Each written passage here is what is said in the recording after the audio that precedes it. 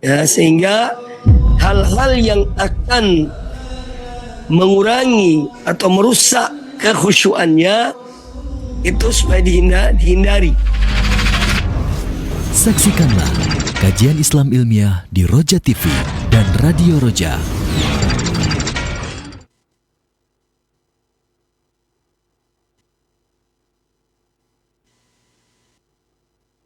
Simak Radio Roja Bogor 100.1 FM, Radio Roja Majalengka 93.1 FM, Radio Roja Palu 101,8 FM, dan Radio Roja Bandung 104.3 FM. Menebar cahaya sunnah.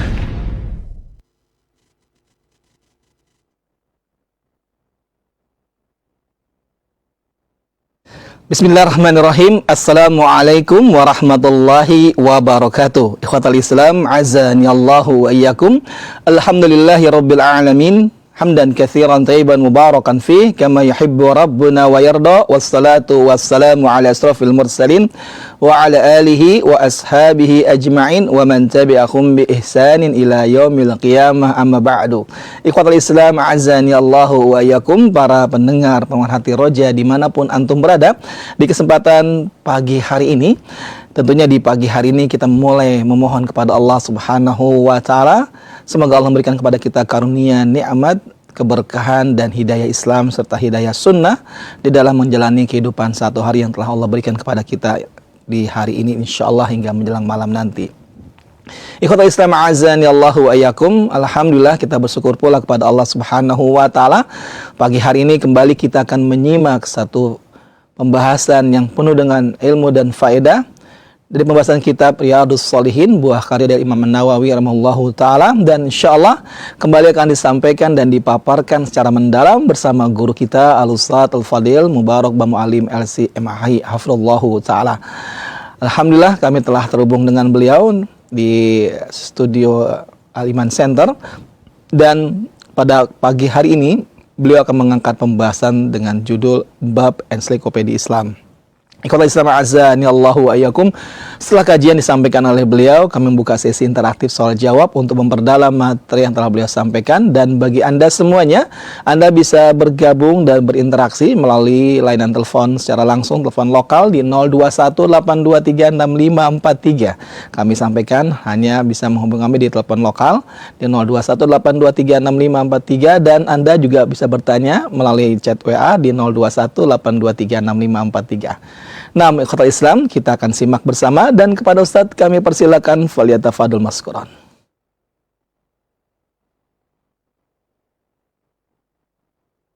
Assalamualaikum warahmatullahi wabarakatuh. Nahmaduhu wa nasta'inuhu wa nastaghfiruh. Wa na'udzu billahi min syururi anfusina wa min sayyiati a'malina. May yahdihillahu fala mudilla lahu wa may yudlil fala hadiya lahu. Asyhadu an la ilaha illallah wahdahu la syarika lah, wa asyhadu anna Muhammadan abduhu wa rasuluh. Amma ba'du, fa inna ahsanal hadits kitabullah wa khairal hadi hadi Muhammadin sallallahu alaihi wa alihi wasallam, wa syarrul umuri muhdatsatuha, wa kullu muhdatsatin bid'ah, wa kullu bid'atin dhalalah, wa kullu dhalalatin finnar. Ma'asyiral muslimin rahimani wa rahimakumullah, kaum muslimin, kaum muslimat, para pemirsa dan para pendengar televisi Roja dimanapun Anda berada, semoga senantiasa dirahmati Allah Subhanahu wa taala. Alhamdulillah, pada kesempatan yang baik ini kita kembali bertemu dalam pembahasan tentang sejumlah hal-hal penting di dalam Islam. Setelah pembahasan kita tentang Dajjal dan beberapa hadis berikutnya, lalu kita akan mendengar sejumlah hadis Nabi SAW yang dibawakan oleh Imam An-Nawawi rahimahullah ta'ala dalam bab ini, dan dalam beragam masalah, beragam perkara yang beliau sampaikan. Hadis terakhir yang kita simak pada pada pertemuan yang terakhir adalah hadis Abu Hurairah radhiyallahu ta'ala anhu, yang mana Rasulullah sallallahu alaihi wasallam bersabda, la taqumus sa'atu hatta yahsiral furatu an jabalin min dhahabin yuqtatalu alaih. Ya, tidak akan terjadi hari kiamat sehingga tersingkap sebuah gunung, ya, gunung emas di sungai Efrat. Ya, lalu manusia pada berebutan emas itu dan saling membunuh. Fayuqtalu min kulli mi'atin tis'atun wa tis'un. Nanti yang akan terbunuh itu setiap 100 orang, ya, 99 terbunuh, sedangkan yang satu yang selamat dari 100 orang itu. Fayaqulu kullu rajulin minhum la'alli an akuna ana anju. Dan setiap orang yang mengikuti peperangan itu, mereka ya berkata, ya semoga aku yang selamat di antara yang 100 itu. Ya. Kemudian wa fi riwayatin, dalam riwayat yang lain atau dalam redaksi yang lain, kata Nabi sallallahu alaihi wasallam, yushiku an yahsiral furatu an kanzin min dhab. Ya, sudah dekat waktunya akan tersingkap dari sungai Efrat simpanan, ya, berupa emas. Faman hadarahu fala ya'khudh minhu syai'a. Maka barang siapa yang mengalami masa itu, hendaknya dia tidak mengambil sedikit pun dari emas itu. Hadis ini muttafaqun alaih, diriwayatkan oleh Imam Bukhari dan Imam Muslim. Nah, jadi hadis ini salah satu di antara tanda-tanda kenabian Rasulullah SAW, dan beliau adalah benar, ya, beliau memberitahukan apa yang akan terjadi. Ya, dan itu pasti terjadi. Ya, suatu saat di masa-masa akan datang akan terjadi apa yang diberitahukan dan diinformasikan oleh Rasulullah sallallahu alaihi wasallam. Ya, karena beliau adalah as-sadiq al-masduq, seorang yang jujur, seorang yang dibenarkan perkataannya.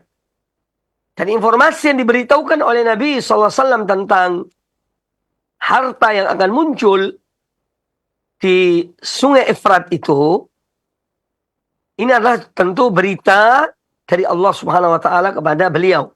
Ya, Allah yang menginformasikan pada beliau. Kemudian beliau menyampaikan kepada umat beliau sallallahu alaihi wa alihi wasallam.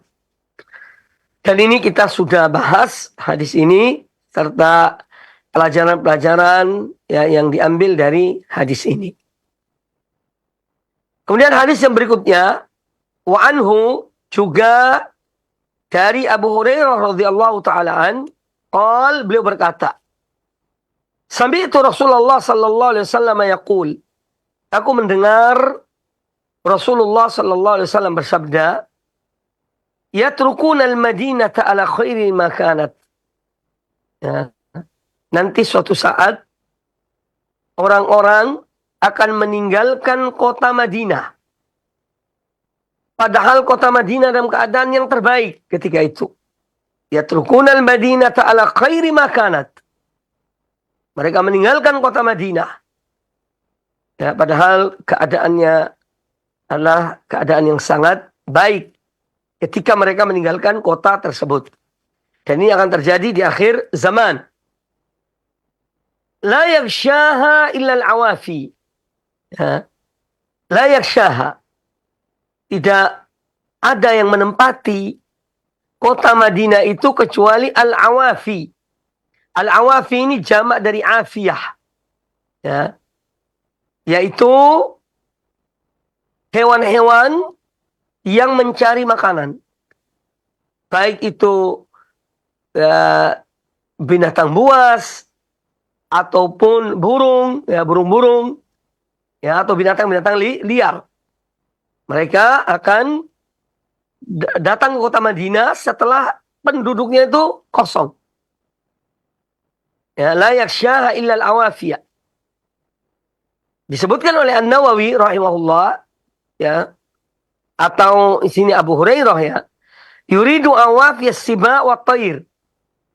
Yang dimaksud dengan awafi di sini adalah binatang-binatang liar binatang-binatang buas dan burung-burung. Wa akhiru man yuhsyaru ra'iyani min Muzainah. Dan orang terakhir yang akan dikumpulkan itu adalah 2 orang penggembala kambing dari kabilah Muzainah. Yuridani al-Madinata. 2 orang ini mereka ingin untuk datang ke kota Madinah. Yan'iqani bi ghanamihima. Ya. Mereka membawa sekawanan kambing mereka. Fayajidaniha wuhushan. Ternyata ketika 2 orang ini datang ke kota Madinah, dijumpainya di kota Madinah itu hanya tinggal binatang-binatang liar. Sudah tidak ada manusia di situ. Ya. Sudah tidak ada manusia. Disebutkan oleh para pensyarah yang menjelaskan hadis ini, ai laisa fiha ahadun. Tidak ada lagi manusia di kota Madinah itu. Hatta idza balagha thaniyatul wada'. Nah, ketika mereka sampai di Thaniyatul Wada', ini nama sebuah bukit atau gunung yang berada di utara Madinah. Thaniyatul Wada'. Ya. Kharra ala wujuhihima. Ya, sampai mereka di Thaniyatul Wada', mereka kemudian tersungkur meninggal. 2 orang tersebut. Hadis ini muttafaqun alaih, diriwayatkan oleh Imam Al-Bukhari dan Imam Muslim. Nah, hadis yang baru kita dengar ini adalah salah satu hadis dari Nabi Sallallahu Alaihi Wasallam yang menyampaikan, mengabarkan kepada kita sesuatu yang gaib, yang itu belum terjadi, tapi akan terjadi di masa-masa yang akan datang. Ya, ketika menjelang hari kiamat. Ya. Jadi ini akan terjadi apa yang disebutkan oleh Nabi Sallallahu Alaihi Wasallam, yaitu bahwasanya kota Madinah ini kota yang demikian afdalnya, kota yang mulia, kota suci, itu nanti akan ditinggalkan oleh penduduknya. Ya, akan ditinggalkan oleh penduduknya. Ya. Semua mereka meninggalkan kota Madinah itu. Tidak ada yang tinggal di kota Madinah itu setelah orang-orang itu keluar dari Madinah, kecuali tadi yang disebutkan nama hadis al-wuhush. Al-wuhush yaitu ada binatang-binatang yang masuk kota Madinah, termasuk burung-burung yang mereka mencari makan mereka. Kemudian juga di sini memberikan penjelasan kepada kita tentang 2 orang yang tersisa. Yang terakhir dikumpulkan adalah 2 orang penggembala kambing. Ya, mereka membawa kambing-kambing mereka. Ya. Dan belum sempat masuk di kota Madinah, ternyata mereka tersungkur kemudian meninggal. Nah, bahwa apa yang disampaikan oleh Nabi SAW ini adalah hak, adalah benar. Karena beliau Sallallahu Alaihi Wasallam ma yantiqu anil hawa. Beliau tidak berbicara dengan hawa nafsunya. Ya. Tapi apa yang beliau sampaikan adalah wahyu dari Allah Subhanahu wa taala. Informasi dari Allah Subhanahu wa taala. Bahwa suatu saat kota Madinah akan ditinggalkan oleh penduduknya. Ya. Hadis ini diantara hadis-hadis yang menunjukkan kenabian Rasulullah SAW. Beliau menyampaikan hal yang belum terjadi, dan itu pasti akan terjadi di akhir zaman. Dan kewajiban kita adalah beriman. Mengimani apa yang disampaikan oleh Rasulullah Sallallahu Alaihi Wasallam. Kemudian hadis yang berikutnya. Wa an Abi Sa'id Al-Khudri radhiyallahu anhu anna an-nabiy sallallahu alaihi wasallam qala, dan dari Abu Sa'id Al-Khudri radhiyallahu taala an, dari Nabi sallallahu alaihi wasallam beliau bersabda, yakunu khalifatun min khulafaikum, akan muncul seorang khalifah, pemimpin kaum muslimin di antara pemimpin-pemimpin kalian. Fi akhir zaman, mereka muncul ini di akhir zaman. Ya, khalifah ini muncul di akhir zaman. Yahtul mala wa la ya'udduhu. Ya. Dia akan mengambil harta itu, ya, karena banyaknya harta itu sampai tidak bisa dihitung harta itu. Hadis sahih riwayat Imam Muslim. Nah, ini satu informasi dari Nabi SAW tentang apa yang terjadi di akhir zaman juga. Ketika ghanimah, harta-harta rampasan kaum muslimin dari orang-orang kafir begitu melimpahnya, ya, maka nanti harta itu ya berlebihan sampai bahkan tidak ada yang menerimanya. Harta itu dibagikan dengan demikian banyaknya tanpa ada perhitungan. Nah, hadis ini juga termasuk salah satu berita gembira dari Nabi sallallahu alaihi wasallam tentang akan kembalinya khilafah Rashidah, kepemimpinan yang demikian bagusnya. Ya, sesuai dengan tuntunan Allah dan Rasulnya di akhir zaman. Ya, karena ini di akhir zaman disebutkan oleh Nabi SAW. Yakunu khalifatun min khulafaikum fi akhir zaman. Ini membuktikan bahwa nanti terjadi pada akhir zaman. Harta melimpah ruah. Ya, karena peperangan terjadi, banyak harta orang-orang kafir yang menjadi ghanimah, harta rampasan bagi kaum muslimin, dan harta itu berlebihan sehingga tidak bisa dihitung. Ya, khalifah tersebut dia membagikan ya dengan tanpa perhitungan. Saking banyaknya harta-harta rampasan tersebut. Jadi hadis ini juga termasuk hadis yang menginformasikan tentang sesuatu yang akan terjadi di akhir zaman, dan itu pasti.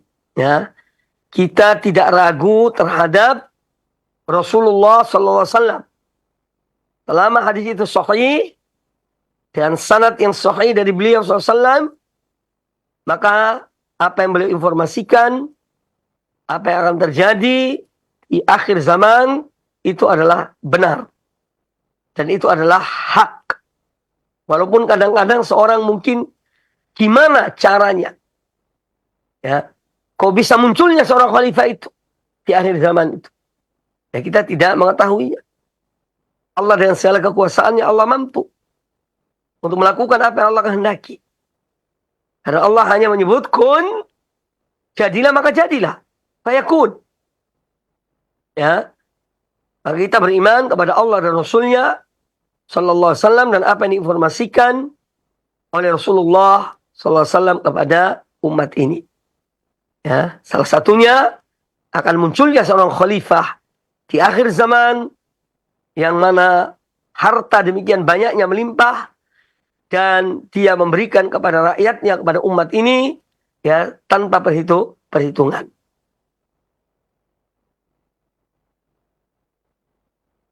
Kemudian hadis yang berikutnya. An Abi Musa al-Ash'ari radhiyallahu anhu qala, dari Abu Musa al-Ash'ari radhiyallahu taala anhu beliau berkata, anna Nabi sallallahu alaihi wasallam qala, bahwasanya Nabi sallallahu alaihi wasallam bersabda, la ya'tiyanna 'alan nasi zamanun, akan datang pada manusia suatu zaman, suatu waktu. Yatufur rajulu fihi bisadaqati min adh-dhahabi. Seorang dia akan keliling ya untuk memberikan sedekah berupa emas. Fala yajidu ahadan ya'khudhuha minhu. Maka dia tidak akan jumpai seorang pun yang mau menerima darinya. Ya. Pemberian sedekah emas itu dia tidak mau menerima. Ya, wa yura ar-rajulu yatba'uhu arba'una imra'atan. Dan akan muncul, akan terlihat seorang laki-laki yang dia diikuti oleh 40 orang wanita. Yaludhna bihi. Mereka bersandar pada seorang laki-laki ini. Ya. Artinya mereka bergantung pada laki-laki ini. Pada seorang laki-laki ini. Min qillatir rijali wa kathratin nisa. Karena saking banyaknya, saking sedikitnya orang laki-laki dan saking banyaknya wanita. Hadis ini hadis sahih. Riwayat Imam Muslim di dalam sahihnya. Nah, ini juga sebuah informasi dari Nabi SAW tentang apa yang terjadi di akhir zaman. Ya, ada 2 poin yang disampaikan oleh beliau Sallallahu Alaihi Wasallam dalam hadis ini. Yang pertama, melimpahnya harta benda. Ya, bahkan disebutkan di sini emas. Ya, sehingga seorang dia membawa emasnya untuk mensedekahkan pada manusia. Namun tidak ada satupun yang menerima sedekah orang itu. Karena melimpahnya harta itu. Kemudian poin yang kedua, tentang, dan ini salah satu di antara tanda kiamat, yaitu sedikitnya jumlah laki-laki ya di bumi ini dan banyaknya jumlah wanita. Sehingga Nabi SAW menyebutkan ya, seorang laki-laki diikuti atau bergantung kepadanya 40 orang wanita. Dan beliau menyebutkan min qillatir rijal. Sebabnya apa? Karena sedikitnya jumlah laki-laki. Wa kathratin nisa, dan saking banyaknya para wanita. Nah, hadis ini salah satu di antara berita-berita gaib yang disampaikan oleh Nabi SAW yang akan terjadi di akhir zaman. Nah, yang diambil dari hadis ini yaitu anjuran kepada umat ini yang punya harta ya supaya menyegerakan ya segera bersedekah. Sebelum datang suatu zaman yang mana sedekah-sedekah itu tidak akan diterima oleh manusia. Nah, jadi hadis ini mengandung demikian.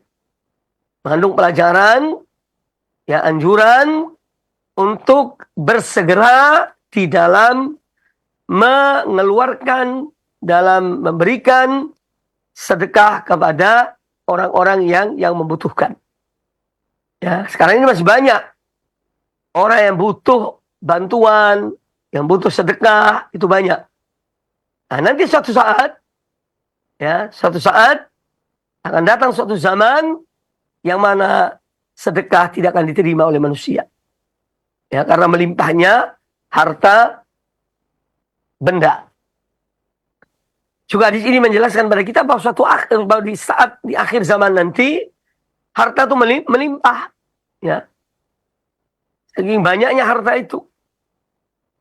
Kemudian yang disebut dalam hadis ini tentang banyaknya wanita dan sedikitnya laki-laki, ini menjelaskan kepada kita bahwa pada akhir zaman nanti itu banyak terjadi peperangan.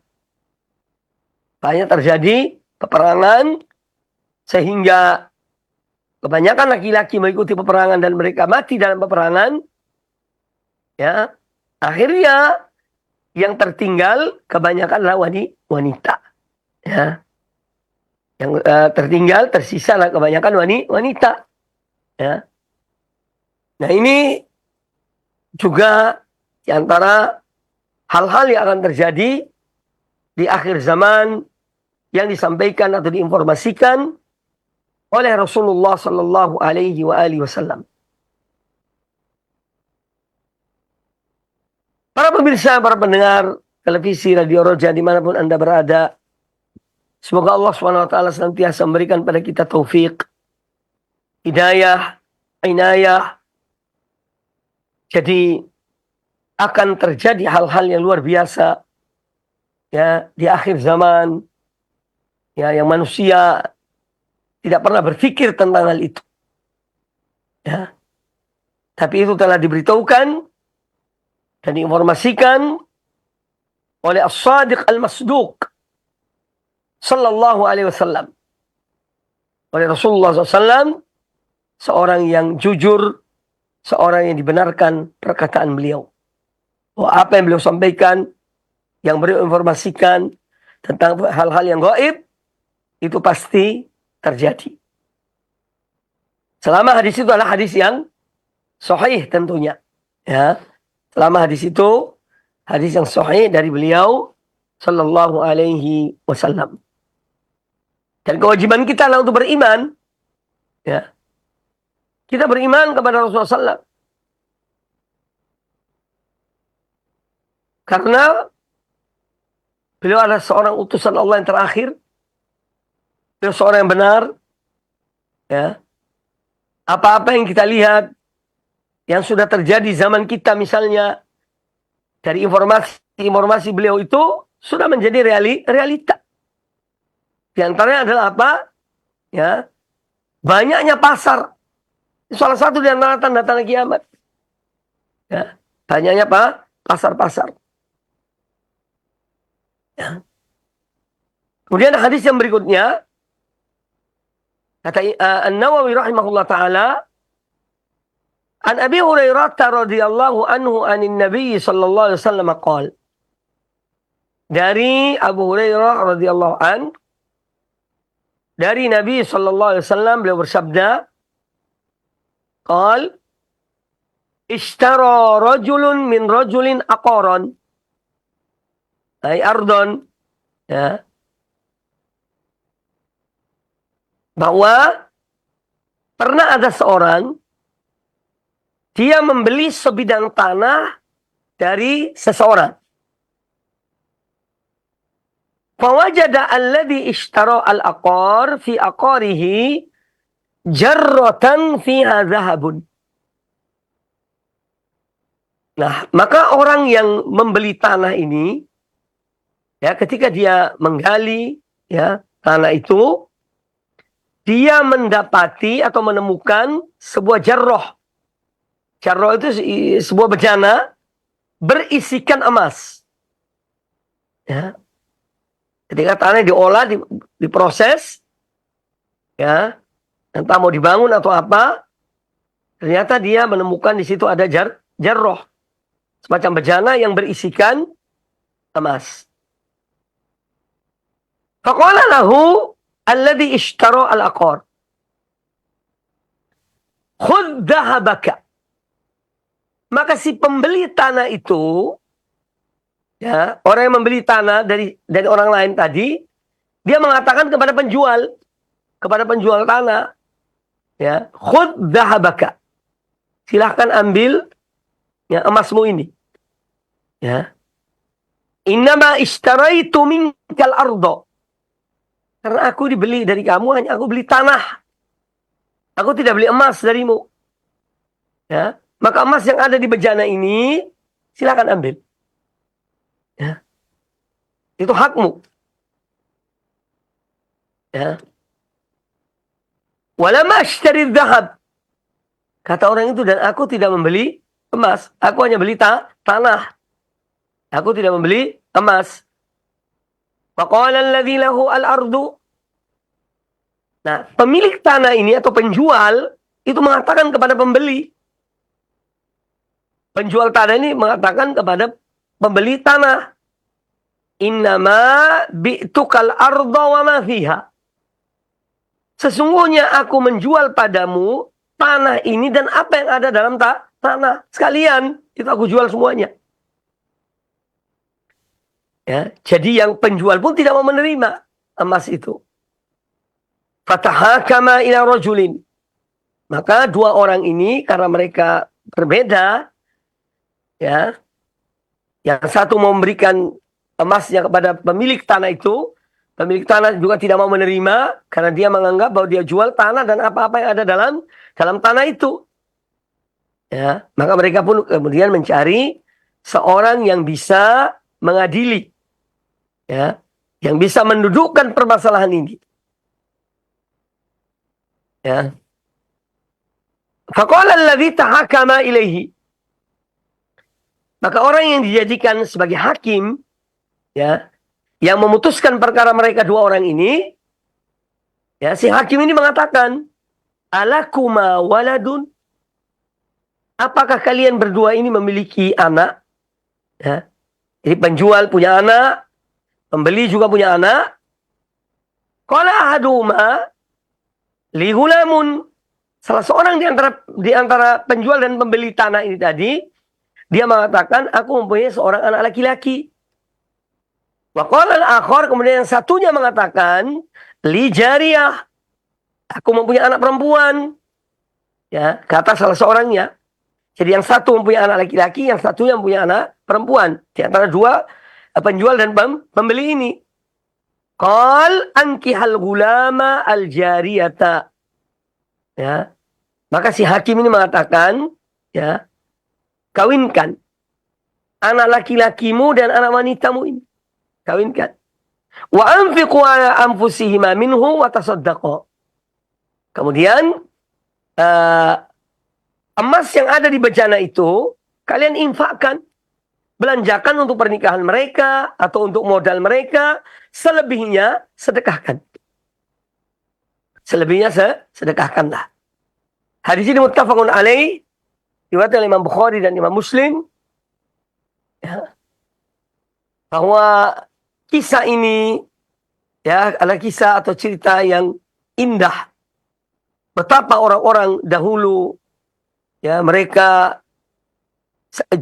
kejujuran mereka, amanah mereka, ya, dan mereka tidak tamak dengan harta, ya. Mereka tahu hak-hak orang yang berhak akan hartanya. Nah, ini menunjukkan bahwa mereka ini adalah orang-orang yang wara'. Artinya orang-orang yang tidak mau yang haram. Mereka selalu berupaya untuk mendapatkan yang halal, ya, dari harta mereka. Ya, dari apa yang mereka makan. Ya. Jadi dua orang ini, penjual dan pembeli, adalah orang-orang yang wara'. Ya, yang takut pada Allah Ta'ala. Orang yang tidak tamak dengan dunia dan harta. Ya. Dan orang-orang yang tidak mau, ya, menjerumuskan diri mereka ke dalam syubhat. Ya. Jadi ini ada semacam syubhat di situ.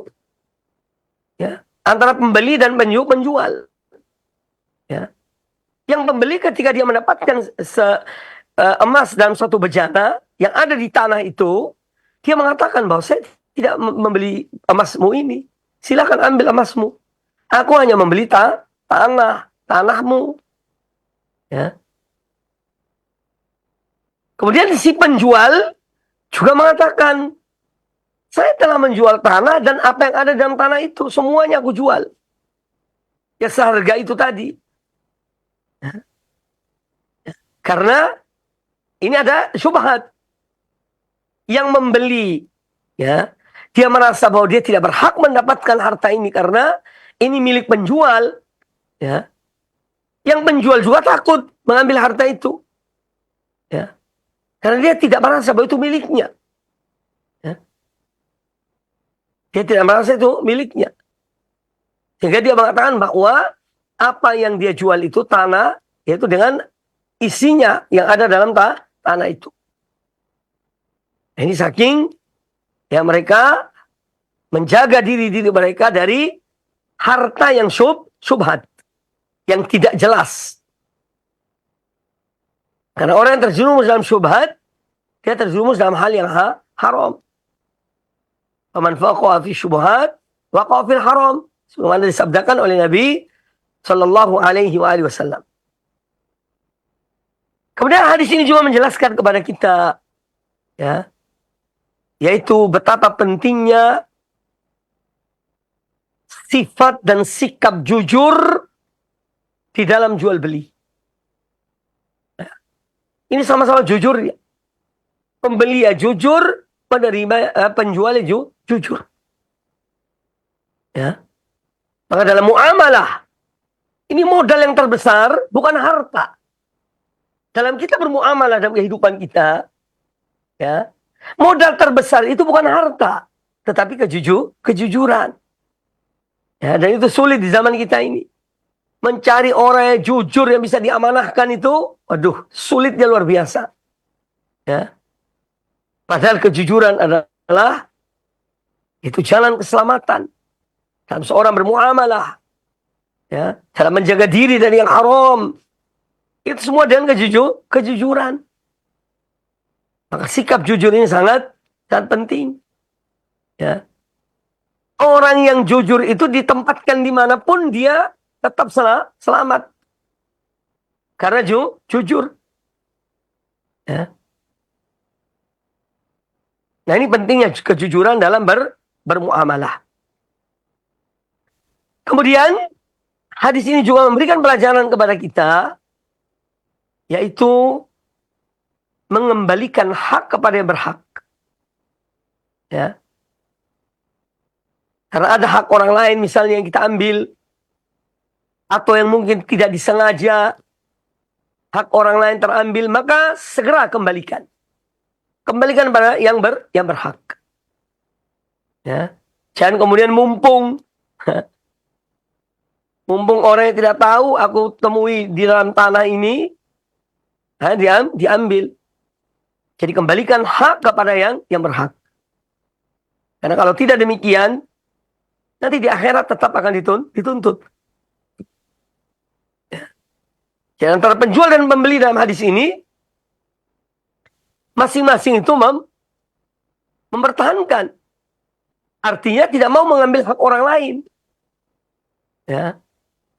Si pembeli mengatakan, aku beli tanah dari kamu, bukan emas. Dan emas ini hakmu, silakan ambil. Ya. Si penjual mengatakan bahwa aku menjual padamu apa yang dalam tanah dan apa yang ada dalam tanah itu hakmu. Ya. Jadi hal yang luar biasa. Kisah yang menunjukkan betapa kejujuran itu, ya, sebagai modal bagi seorang, ya, keselamatan bagi seorang di dalam kejujuran itu. Kemudian hadis ini juga memberikan pelajaran kepada kita, ya, tentang pentingnya akad jual beli, ya, supaya nanti tidak ada terjadi hal-hal yang tidak diinginkan di belakang hari. Ya. Akad dalam jual beli itu harus benar, harus tepat, ya, harus jujur, ya, harus ada buktinya, sehingga betul-betul tidak mendatangkan permasalahan di waktu-waktu yang akan datang. Ya. Terutama jual beli di sini, yaitu barang-barang yang mahal, yang mempunyai nilai, yang mempunyai harga, seperti tanah, rumah, dan yang lainnya. Itu harus benar-benar, ya, ada buktinya, ya, tentang jual beli tersebut. Hingga akadnya betul-betul benar dan bisa dipertanggungjawabkan, baik membeli maupun penjual. Ini sangat penting. Kemudian juga hadis ini menjelaskan pada kita tentang apabila ada dua orang berselisih, ya, itu hendaknya mencari seorang hakim atau yang memutuskan perkara mereka, ya, sebelum ke pengadilan. Kalau bisa dengan cara yang baik, bisa dengan cara damai, itu akan lebih baik. Itu lebih utama. Dengan memanggil seorang yang ya dianggap oleh dua belah pihak orang yang jujur, orang yang dewasa, orang yang bisa menyelesaikan permasalahan. Itu penting. Jangan semua perkara langsung dipengadilankan. Ya. Maka selama masih bisa dengan cara yang baik, itu hendaknya dilakukan. Kecuali kalau memang si satu membangkang, perlu diseret pengadilan, yaitu lain ceritanya. Ya, tapi pada dasarnya adalah diawali dengan adanya ya penyelesaian masalah dengan cara yang terbaik. Ya. Kemudian bahwa di antara fungsi seorang hakim itu adalah mendamaikan antara dua yang berselisih. Atau dua yang berbeda. Itu di antara tugas orang yang menjadi penengah. Yang dia dipercaya untuk menengahi suatu perkara. Ya, dia berusaha untuk mendamaikan antara dua orang yang berselisih atau pihak-pihak yang berselisih tersebut. Kemudian juga hadis ini memberikan pelajaran pada kita. Ya, karena dua orang ini kelihatannya adalah orang-orang yang soleh. Baik pembeli maupun penjual. Ya, baik pembeli maupun penjual. Dua orang yang takut pada Allah Subhanahu wa taala. Tidak mau mengambil hak orang lain. Ya. Kemudian kita melihat di sini mereka dua-dua yang punya anak. Yang satu mempunyai anak laki-laki, yang satu mempunyai anak perempuan. Kemudian dikawinkan. Ini supaya sebagai orang tua ya yang punya anak perempuan misalnya, carilah calon suami yang baik, yang soleh, yang berakidah benar, ya, yang ahlus sunnah, ya. Cari untuk anak perempuannya. Demikian pula seorang yang punya anak perempuan atau anak laki-laki, dia mencari wanita yang soleha dari keluarga yang soleh. Ya. Jadi ini penting untuk membangun rumah tangga. Ya. Kemudian hadis ini juga memberikan kepada kita pelajaran, yaitu dianjurkannya memberikan sedekah di jalan-jalan kebaikan. Ya. Memberikan sumbangan atau sedekah untuk jalan-jalan kebaikan. Karena di sini disebutkan bahwa dari emas itu tadi sebagian digunakan untuk pernikahan mereka, anak kalian, dua-duanya ini. Ya, juga untuk modal bagi mereka. Selebihnya sedekahkan. Maka di sini menganjurkan kita untuk ini bersedekah di jalan-jalan kebaikan. Ya. Kemudian juga bahwa seorang menikah itu harus dengan wali. Ya. Wali. Jadi anak perempuan ini tadi anak dari salah seorang di antara pembeli dan penjual itu. Dia walinya. Ya. Dia menikahkan anaknya dengan anak salah seorang yang lainnya tadi. Ya, jadi ini menunjukkan bahwa nikah itu harus dengan wali. Seorang wanita harus mempunyai wali. Jadi hadis ini banyak memberikan pelajaran, ya, dan hal-hal yang luar biasa ini pernah terjadi di zaman dahulu. Bagaimana orang-orang itu dalam menjaga amanah, kejujuran, hak-hak manusia. Itu semua karena apa? Karena takut pada Allah Subhanahu wa taala. Karena yakin pada akhirat. Ya. Suatu saat manusia akan dibangkitkan di hari kiamat kelak. Akan dimintai pertanggungjawaban tentang apa yang mereka kerjakan. Nah, maka keimanan kepada Allah dan keimanan pada hari akhir ini mendorong seseorang untuk dia memperbanyak berbuat baik. Karena dia yakin tentang adanya akhirat. Kemudian hadis yang berikutnya. Wa anhu juga dari Abu Hurairah radhiyallahu taala annahu sami'a Rasulullah sallallahu alaihi wasallam yaqul, bahwasanya beliau Abu Hurairah radhiyallahu anhu pernah mendengar Rasulullah sallallahu alaihi wasallam bersabda, "Kanat imra'atani ma'ahuma ibnahuma." Ya, ini dahulu, kisah dulu ini. Dahulu ada dua orang wanita. Masing-masing mempunyai anak laki-laki. Ya, dua orang wanita masing-masing mempunyai anak laki-laki. Ja'ad dhi'bu fa dhahaba bi ibni ihdahuma. Nah, suatu ketika dua orang wanita ini,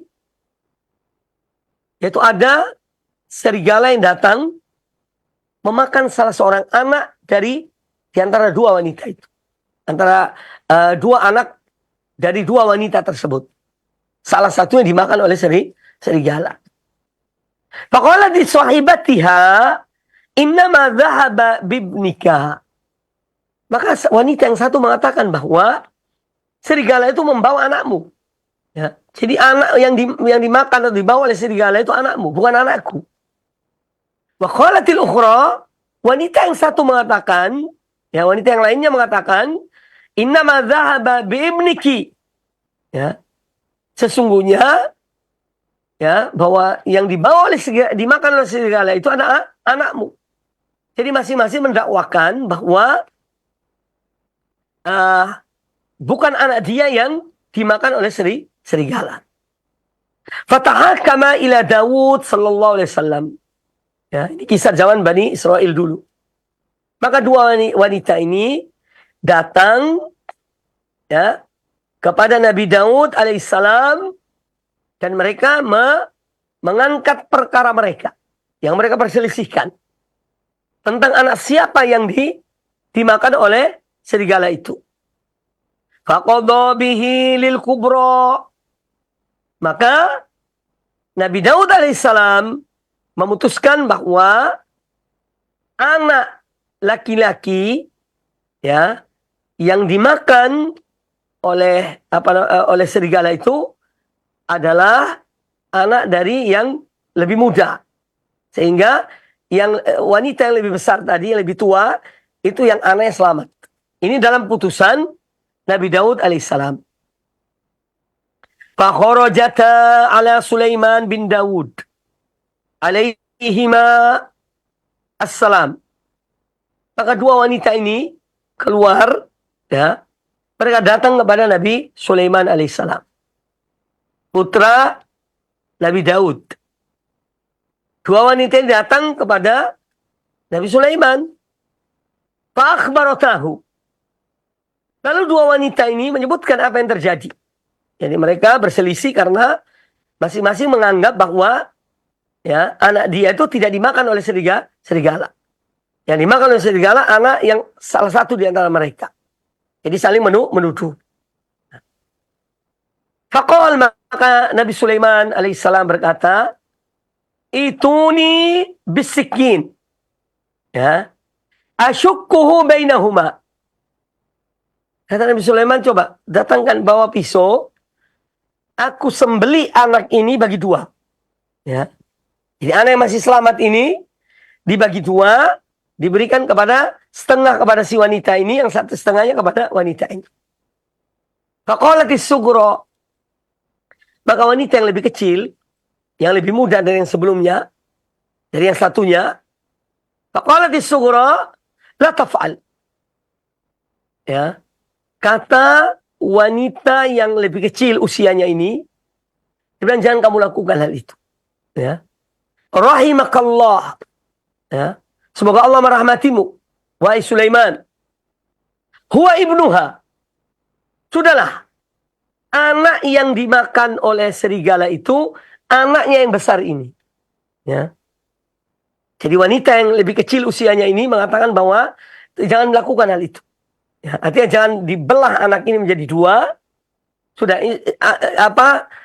yang benar bahwa anak ini anak yang besar itu. Punya yang wanita yang lebih tua itu. Hiwa ibnuha. Faqadha bihi lis-sughra. Maka dari situ kemudian Nabi Sulaiman memutuskan bahwa anak yang selamat itu, yang tidak dimakan oleh serigala itu adalah milik wanita yang lebih muda itu. Ya, karena dia yang mencegah, ya, jangan dibunuh anak itu. Ya. Sedangkan yang besar tadi diam, ya. Wanita yang lebih tua tadi dia bersikap diam. Nanti mau dibelah, ya silakan dibelah. Berarti apa? Karena itu bukan anaknya. Ya. Sedangkan yang punya anak yang lebih kecil, yang wanita yang lebih kecil itu, dia tidak mau anaknya disembelih, sudah serahkan pada wanita ini. Dari situlah kemudian Nabi Sulaiman memutuskan bahwa anak itu miliknya yang wanita yang lebih kecil usianya.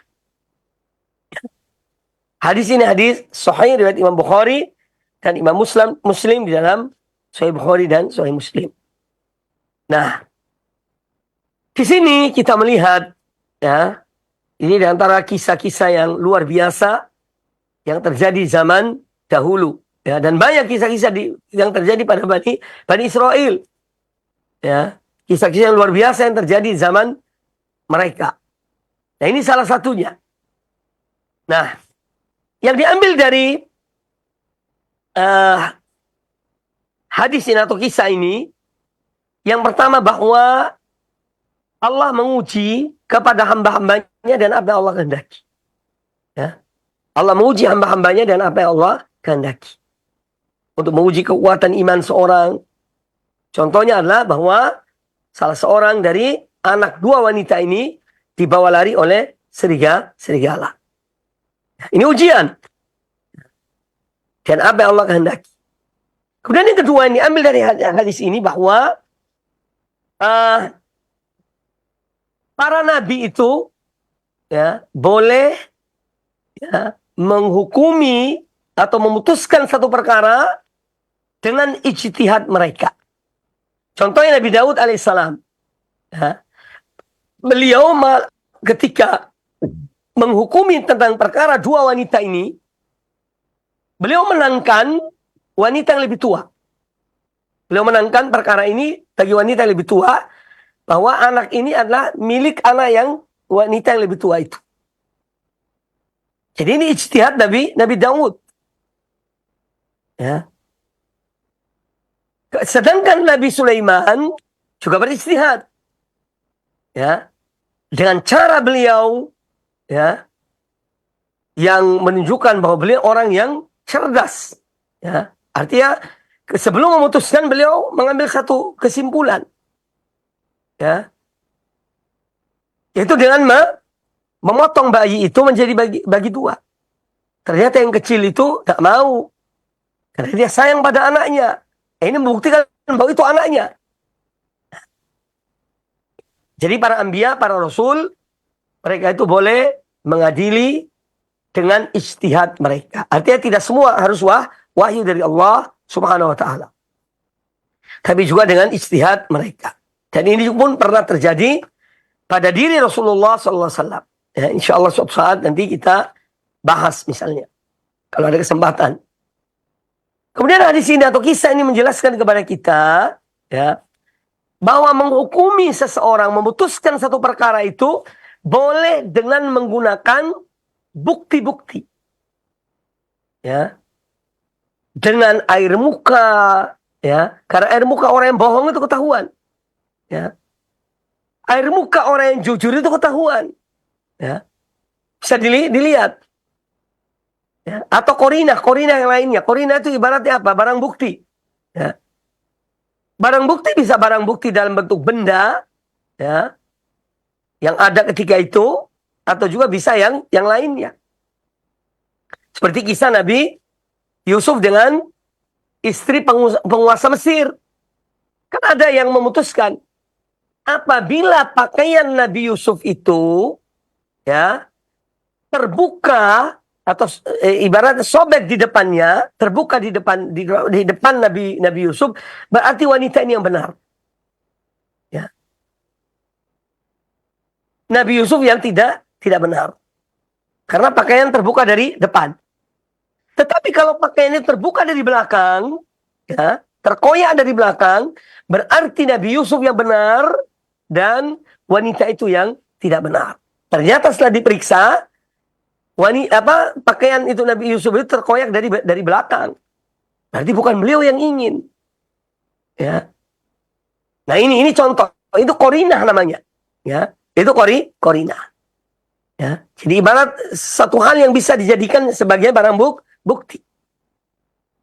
Nah, demikian pula Nabi Sulaiman, ya, beliau dengan kecerdasannya, ya, beliau memancing untuk mengetahui siapa betul-betul yang punya anak ini. Sudah kalau gitu ambil pisau, tak bagi dua kalian ini.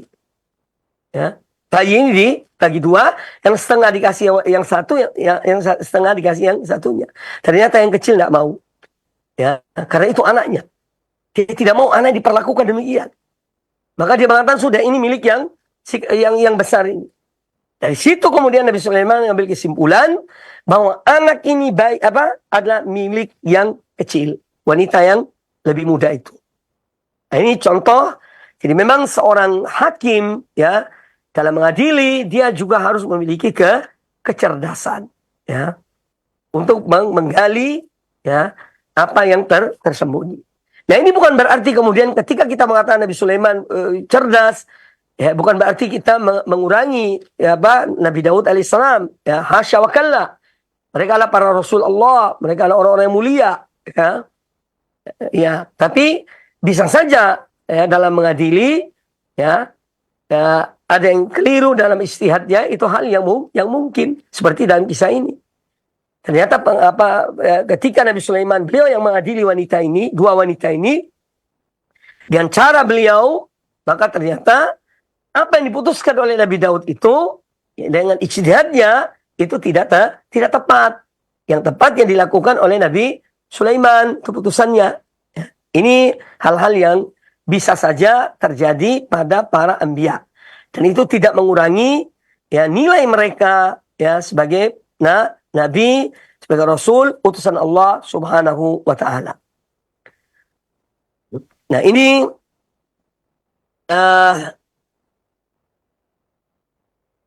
apa yang dikisahkan dalam hadis ini, ya, sesuatu yang terjadi, dan ini hal-hal yang luar biasa yang terjadi di zaman Bani Israel.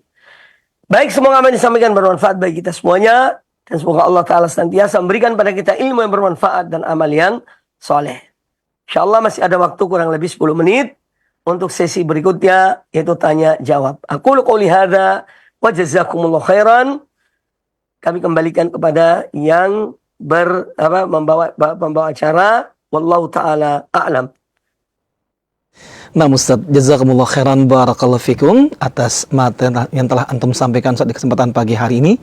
Ikhwatal Islam, azani Allahu ayyakum, kami buka sesi interaktif soal jawab di kesempatan pagi hari ini untuk Anda semua yang ingin bertanya dan memperdalam materi yang telah disampaikan oleh beliau. Dan kami akan angkat satu pertanyaan pertama dari penelpon terlebih dahulu. Nah, silakan yang sudah masuk. Ya, silakan. Silakan Bapak atau Ibu sudah masuk, telah terhubung. Silakan. Baik, terputus. Kita angkat dari pertanyaan pesan singkat, Ustadz. Ustadz, ada yang bertanya, Assalamualaikum warahmatullahi wabarakatuh, Ustadz. Ustadz, apakah bukti Tuhan itu ada, Ustadz? Karena teman saya yang ateis bertanya begitu, dan saya bingung menjawabnya, Ustadz. Silakan, Ustadz.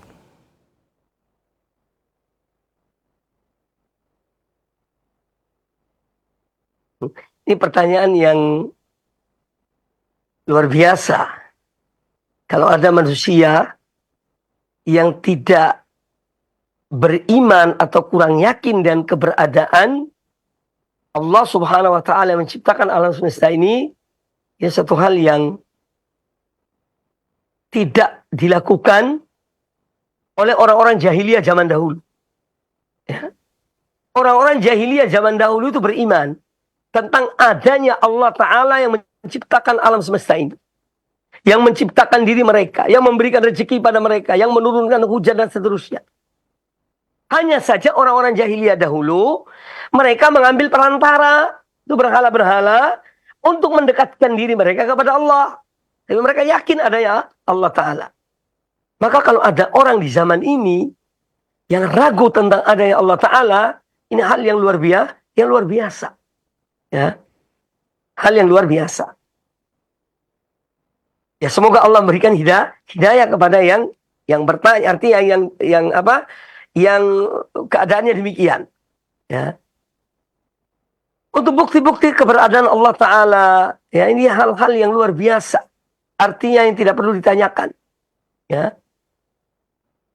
Pernah suatu ketika, Al-Imam Abu Hanifah, rahimahullah Ta'ala, diajak debat oleh orang-orang ateis di zaman itu.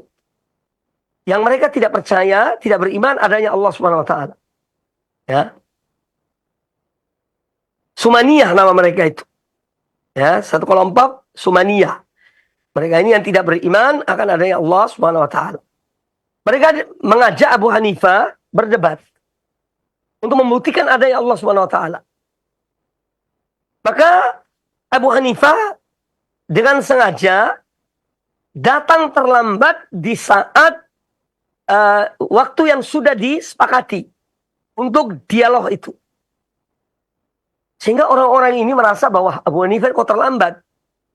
Ya, rupanya dia yani kayak khawatir atau tidak punya bukti tentang adanya Allah Ta'ala. Setelah terlambat beberapa saat, muncul Abu Hanifah. Mereka bertanya, kenapa Anda ini kok terlambat? Datang di forum ini. Kata Abu Hanifah, aku sedang melihat suatu kejadian yang luar biasa.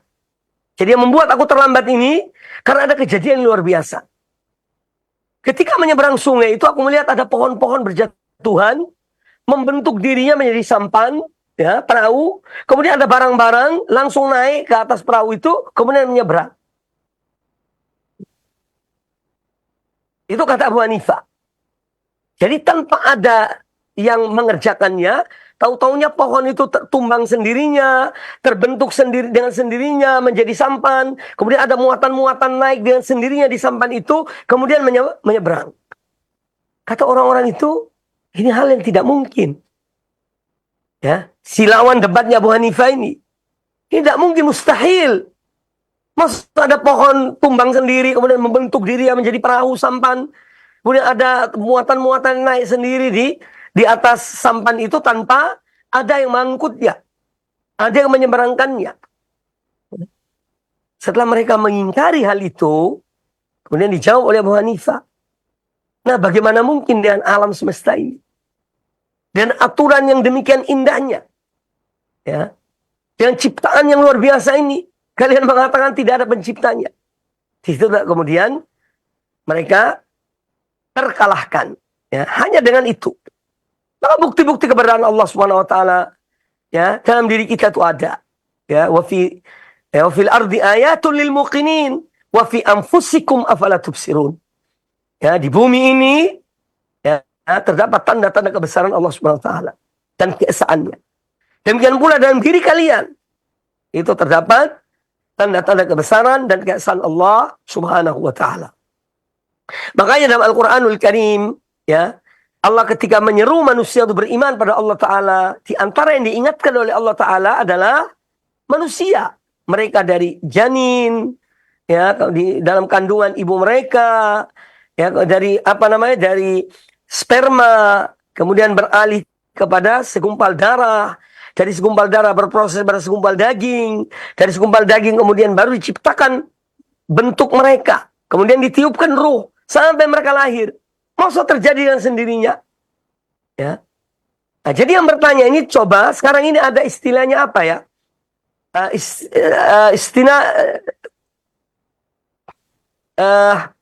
Zaka istinai. Ya. Itu banyak hal-hal, ya. Coba ditanyakan, dia akan menjawab. Ya. Maka semoga Allah beri hidayah pada orang yang ragu tentang keberadaan Allah Subhanahu Wa Taala.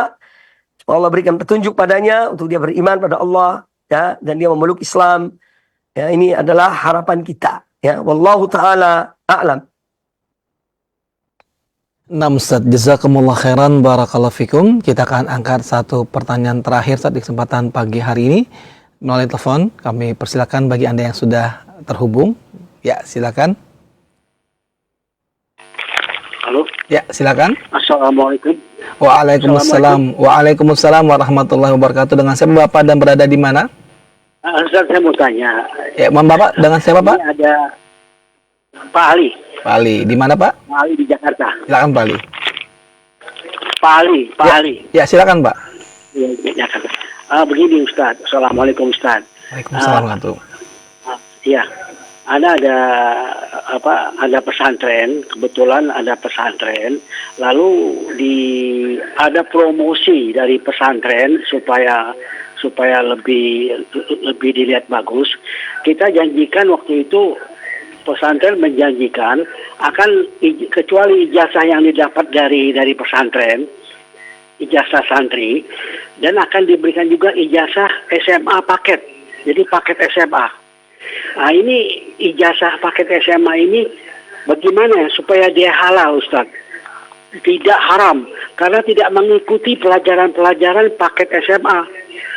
Nah, tapi mereka langsung ikut ujian dan membayar dengan uang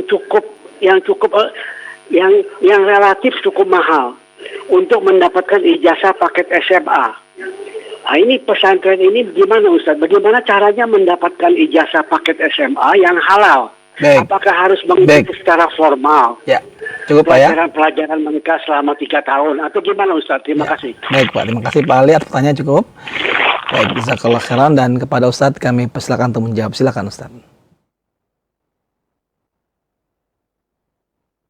Baik, tentang apa yang ditanyakan tadi, ya, memang kita ini juga harus selektif dalam mencari pesantren-pesantren.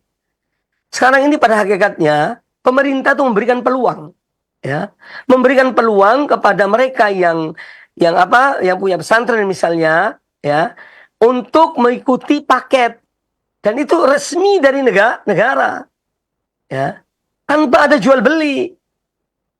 Ya, alangkah baiknya kita pesantren itu mengikuti program pemerintah dalam hal ya paket-paket itu tadi, ya. Sekarang banyak di Indonesia ini, di beberapa kota daerah, ya, dan itu diakui ijazahnya. Nah, kenapa harus pakai dengan cara yang tidak benar, ya? Ini jelas adalah hal yang tidak benar. Ya, jadi Bapak yang bertanya ini bisa ya untuk mencari paket di tempat yang lain kalau memang pesantrennya seperti itu, ya, yang hanya dengan jual beli ijazah. Dan ini juga sebetulnya berbahaya, karena bisa jadi ijazah palsu. Nanti yang kena dampaknya adalah putra-putri kita sendiri, ya. Maka cobalah, ya, Bapak yang bertanya bisa juga cari pesantren yang lain atau bisa mengikuti kegiatan paket itu dari sekolah yang lainnya. Karena memang ada waktunya diberikan. Satu pesantren misalnya dikasih waktu misalnya satu pekan itu berapa jam untuk pelajaran-pelajaran umum yang akan diujikan, ya. Atau diberikan paket mereka belajar, kemudian mereka mengikuti ujian. Adapun dalam hal menjual beli jasa dan bayar yang mahal itu ya juga tidak benar, dan saya tidak menganjurkan untuk Bapak yang bertanya itu membiarkan anaknya menerima ijazah yang tidak jelas itu, walaupun paket, tapi itu kan jelas dari jalur yang tidak benar. Karena ini kaitan dengan keberkahan kita dalam bekerja, dalam berusaha. Kalau kita itu dengan jujur dan benar, maka insya Allah harta yang kita dapati dari jerih payah kita akan diberkahi oleh Allah Taala. Tetapi kalau kita mengikuti jalan-jalan yang tidak benar, ya, sogok menyogok, ya, dan yang lainnya dari hal yang tidak benar, ya, kemudian kita mendapatkan ijazah, namun ijazah ini ternyata palsu, ya, dan maka tidak akan ada berkahnya dalam kehidupan kita, anak-anak kita di masa akan datang. Dari harta mereka dapatkan tidak ada berkahnya, karena ada penipuan di situ. Ya, semoga Allah memberikan jalan keluar kepada Bapak yang bertanya, dan semoga anaknya bisa mendapatkan paket yang benar sesuai dengan apa yang diizinkan, dan dibuka peluang besar oleh pemerintah bagi mereka yang ingin mendapatkan ijazah yang resmi yang diakui oleh negara, ya, dengan melalui paket-paket itu. Wallahu taala a'lam. Jazakumullah khairan, barakallahu fikum atas jawaban yang telah antum berikan Ustaz. Pertanyaan dari Pak Ali merupakan pertanyaan terakhir saat di perjumpaan kita pagi hari ini. Tentunya ikhwatal Islam azani Allahu wa iyyakum, sebelum kita tutup kajian kita pagi hari ini yang telah memberikan faedah ilmu yang cukup banyak, kami minta kepada Ustaz menyampaikan ikhtitam. Silakan Ustaz.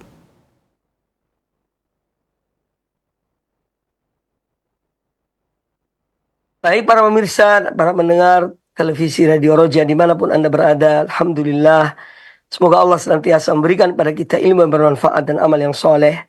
Marilah kita, ya, berupaya untuk selalu, ya menjaga diri kita, menjaga keluarga kita, ya karena kita hidup di zaman yang banyak godaannya, banyak fitnahnya.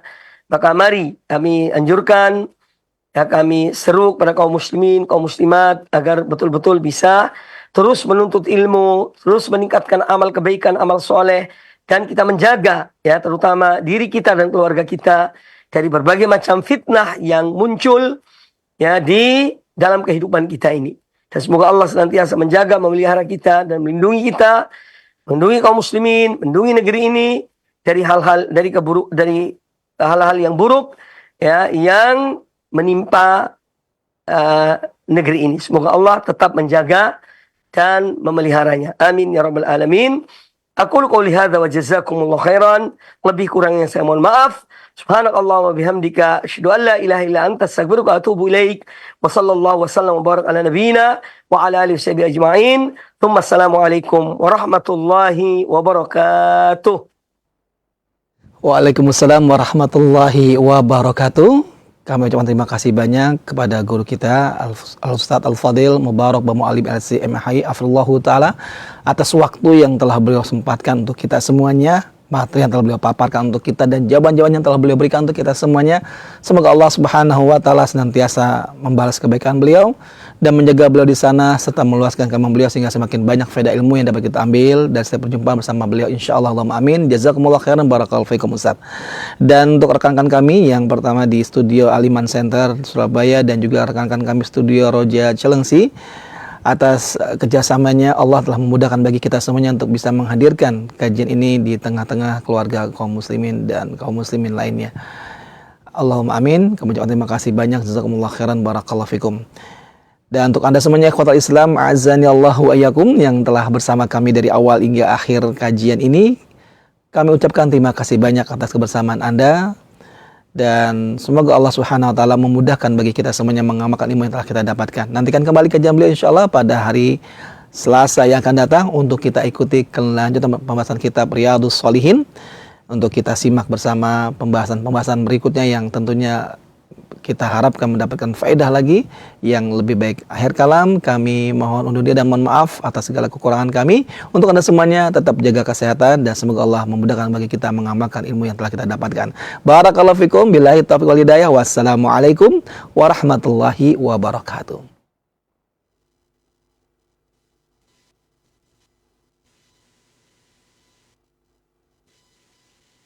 Simak Radio Roja Bogor 100.1 FM, Radio Roja Majalengka 93.1 FM, Radio Roja Palu 100